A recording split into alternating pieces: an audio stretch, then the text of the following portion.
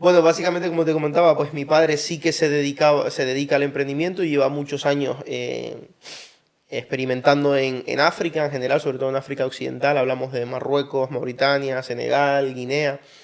Y a mí la verdad que me despertó la curiosidad desde muy chiquitito, pues eso, saber que mi padre se iba de viaje, que volvía, nos traía pues regalos, obsequios de estos países, ¿no? Que a priori pues parece que están muy lejos, pero desde Canarias al menos están a tiro de piedra, como Está dice más el cerca que otro. la península, de hecho. Sí, sí. Así es. Sí.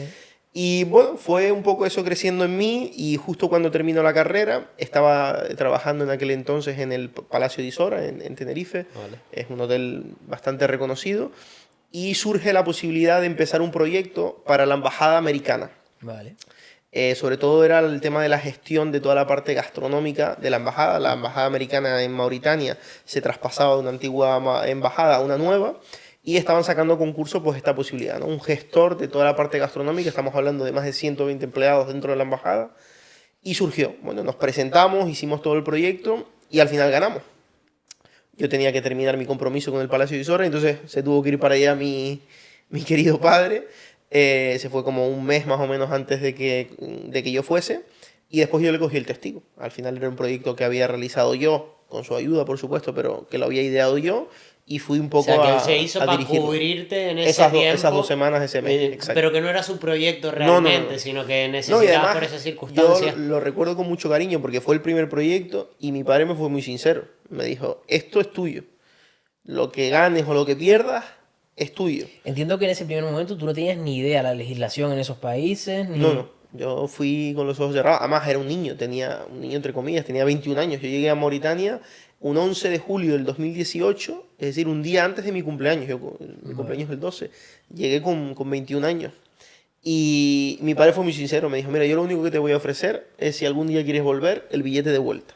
Pero aquí tienes tu negocio, tienes la casa y búscate la vida. Y yo recuerdo aquellos comienzos que yo iba muy subidito, fueron muy duros porque al final no te enseñan en la universidad a gestionar empresas, no te enseñan a gestionar capital, no te enseñan a gestionar personas. Eso. Y yo me equivoqué, yo por ejemplo puedo hoy decir que yo lo pasé mal porque tuve una mala gestión, sobre todo en las compras de la zona, de la parte del restaurante, y aquello me generó una deuda que la actividad no conseguía, no lo conseguía remontar. Y bueno, tuve que parar en un momento dado y empezar de cero y cambiar la estrategia de compra, la estrategia de pago, los proveedores, tuve que centralizarlo. Entonces, bueno, fue toda una experiencia de cero, yo solo, Un máster. 100%, un máster de vida, A como nosotros dice yo mi creo que padre. nos pasó también, que además ambos hemos estudiado empresariales. Se supone que tienes que salir después de años estudiando sabiendo llevar una empresa, se supone. Se supone. No tienes ni idea. Tu Ni idea. primer año de autónomo Y que la vida teniendo real, que gestionar tus los pagos son a cosas. lo mejor a 3 meses, a 6 y meses, las cosas no funcionan y como... viendo las cosas, cuando pagas, cómo es la gestión con clientes, cómo es la gestión con proveedores, empleados, todo lo ves. Y lo otro es un videojuego y la Absolutamente. empresa es la realidad. Absolutamente. Y esa fue un poco mi primera experiencia. Después de ahí, pues la verdad que el negocio fue muy bien. En aquel entonces fue justo antes de la pandemia. La gente le empezó a gustar mucho los servicios que yo ofrecía a nivel gastronómico. Intenté llevar un poco, teniendo en cuenta que yo no era especialista en tema gastronómico, yo era más bien en tema de gestión. Pero bueno, intenté un poco ponerle el sello mediterráneo español. A la gente le gustó. A partir de ahí, pues la gente me empezó a decir, oye, ¿por qué no montas algo fuera de la embajada, algo accesible a todo el mundo? Y ahí monté pues mi primer hotel. Montamos un pequeño hotel con un restaurante internacional. Además era un hotel, el edificio era recreando un riad marroquí, por lo tanto tenía un encanto estético muy bonito. Aquí la gente se va a pensar que llegaste con un montón de dinero y realmente te tuviste que buscar un socio, Exacto, alguien sí, no. que te Tuve un ayudara. socio, el edificio ya existía, lo único que tuvimos fue pues invertir, remodelarlo, adaptarlo, Ajá. etcétera. No llegué cual jeque. Vale, no llegaste, oye, No. compro este hotel. No. Y porque a lo mejor alguien que esté escuchando dirá, "Ño, es que vino con, No. Claro, así lo hago yo con un también. montón de dinero, así lo hacemos No fue todos". así, no fue así, no. Fue poquito a poco, a través de un socio invertimos en el hotel. El socio era de aquí, de España. El Fuera socio es de allí. de Gran Canaria, es un gran Ah, ingeniero, vale. se dedica, además lleva muchos años en Mauritania en el tema de la ingeniería naval, todo relacionado con puertos, y bueno, tiene ahí una fama bastante importante. Vale. Y bueno, ese proyecto lo realizamos, era un proyecto en su concepción de mi padre se enamoró de ese edificio cuando iba muchos años por allí y fui yo un poco quien lo apliqué después, ¿no? Además, desarrollamos toda una serie de alianzas con diferentes entidades, tanto estatales como gubernamentales, en Mauritania para desarrollar el proyecto. Por ejemplo, nosotros teníamos un acuerdo con la Embajada Española para recibir a todo el contingente internacional que poco desarrollaba labores militares o de seguridad, formación en Mauritania. Pues entonces, oye, ya teníamos... Ya tienes una clientela. Teníamos una clientela muy importante. El proyecto fue precioso, el edificio es precioso, todavía conservo muchas fotos de aquella época, pero justo llega el COVID. Estuvimos Previo al COVID, ¿dirías ya que cometiste algunos errores de los que tomaste malas decisiones? ¿O crees que antes del COVID estuvo bien ejecutada la idea? Yo he cometido errores desde que empecé. Eso es así y creo que es un poco ley de vida. También Es decir, estaría interesante que comentes, ahora sigues comentando la parte del hotel, pero estaría también interesante saber qué errores Bueno, ya te he te comentado el de la encontraste, embajada ¿no? americana, ese fue mi primer error de gestión en el que tuve que un poco entender todo el sistema de compras. Después me vino el tema del hotel, que lo empezamos a desarrollar, como te decía, llegó el COVID y todo se paró. El mundo se paró completamente y en Mauritania más.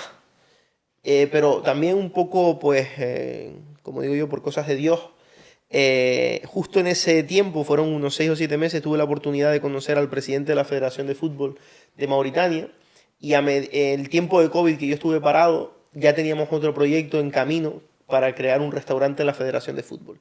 Entonces, bueno, no fue un tiempo en vano, la experiencia en el hotel fue fantástica, pero al final me tuve que deshacer.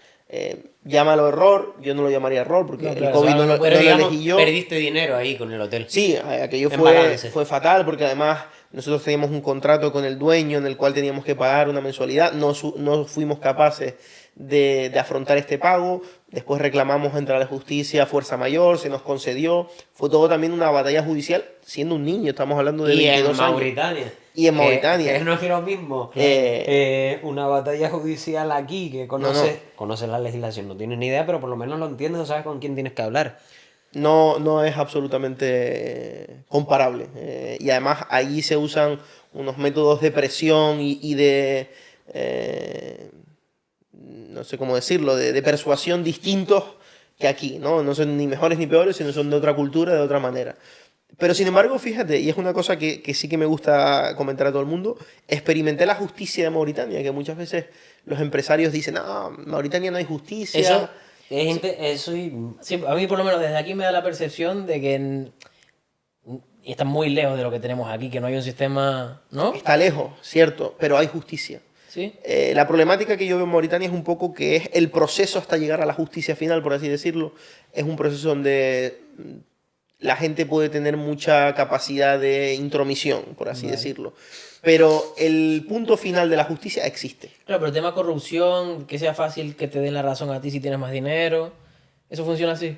Existe, pero a ver, esto existe en todos los países del mundo. En Ya. España también existe y Ya. lo vemos a la orden del día, miles de casos de corrupción, de desvío de capitales, de tráfico de influencia. Eso existe en todo el mundo. Ya. Pasa es que está mejor decir que en África se ve más. hay corrupción Exacto, y en España no, pero no es así. En España, en Europa, en la Unión Europea, en todo el mundo existe la corrupción, pero que la gente suele decir que en Mauritania no hay justicia y sí que existe. El proceso es más tedioso, es más largo, puede sufrirlo más, pero existe. Y yo al final experimenté allí que me dieron la razón. Al final yo no era responsable ni del COVID, ni del cierre de los aeropuertos, ni de la falta de turismo, ni de nada de esto, ¿no?